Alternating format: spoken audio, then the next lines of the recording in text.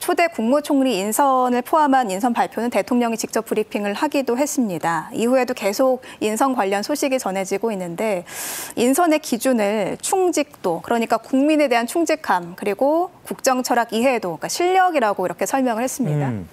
가장 중요한 것은 지금 뭐 인사청문회도 거치긴 해야 됩니다만 용산 참모진은 인사청문회를 거치지 않거든요. 그러면 주변의 전 현직 의원들, 주로 이제 현직 의원들이 많고 그동안 쭉 이재명 대통령과 이 정치 철학, 국정 철학을 함께 해온 인물들과 지금 인선을 하고 있는 것이거든요. 그렇다면 이건 상당히 바람직하다. 왜? 신속하게 할 수 있고 그다음에 일관되게 정책을 수행하는데 도움을 받을 수가 있는 것이고 상호작용이 이루어지는 것이고 그런 만큼 1차 인선 발표 내용을 보면 국무총리에도 김민석 더불어민주당 의원이죠. 내정이 됐습니다. 이 점도 그만큼 상호 교감이 이루어질 수 있는 정책을 신속하게 할 수 있다는 점에서 강조가 될 수 있는 부분인데요. 더불어민주당 수석 최고위원을 역임했고 서울 또 숭실고 서울대 사학과를 졸업을 했습니다.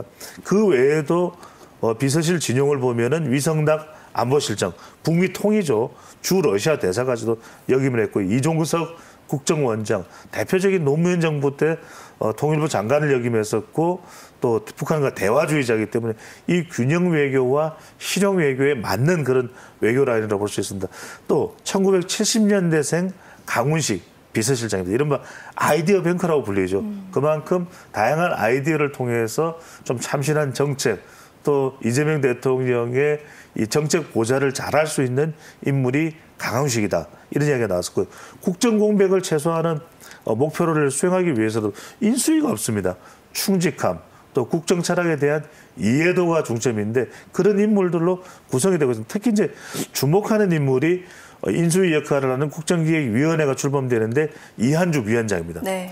더불어민주당이 민주연구원장을 역임했거든요. 그런 만큼 누구보다도 이재명 대표의 이 국정 철학을 잘 알고 있는 인물입니다.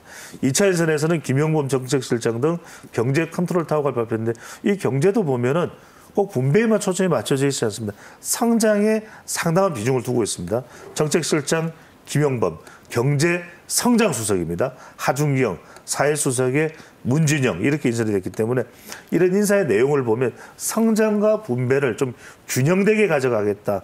이 성격이 상당히 강하고 검찰개혁과 국민소통에도 방점을 두고 있습니다. 정무의 우상호 전 의원이죠. 홍보의 이규현 전 JTBC 보도부문 또 대표 출신이고요.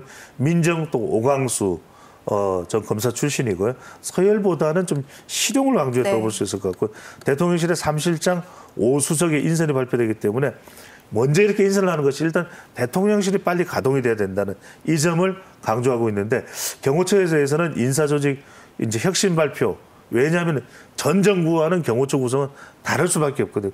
그런 만큼 계엄 이후에 사회적 혼란을 가중하는 부분을 좀 일단락시킬 수 있는 경호처 인선이 이루어질 것으로 보입니다. 네. 깜짝 발탁이라는 상징성보다는 정말 실무 능력을 중요하게 본 인선이라고 볼 수 있을 것 같습니다.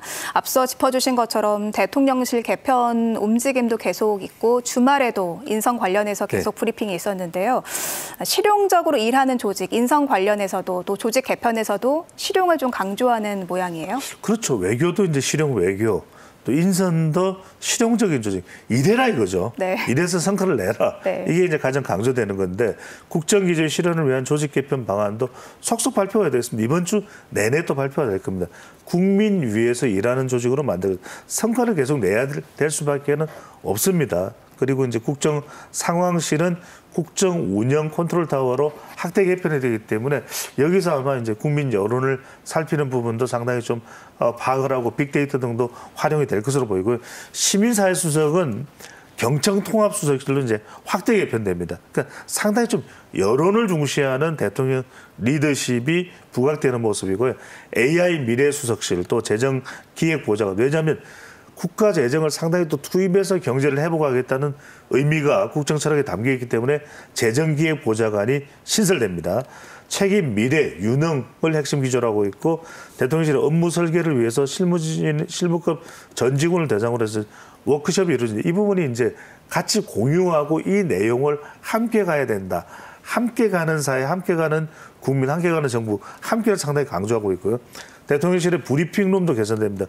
언론 관계도 개선하겠다는 거죠. 카메라 4대가 추가 설치되고 일방적 소통에서 벗어나 쌍방향 소통을 할 것이라는 점도 강조를 하고 있습니다. 네.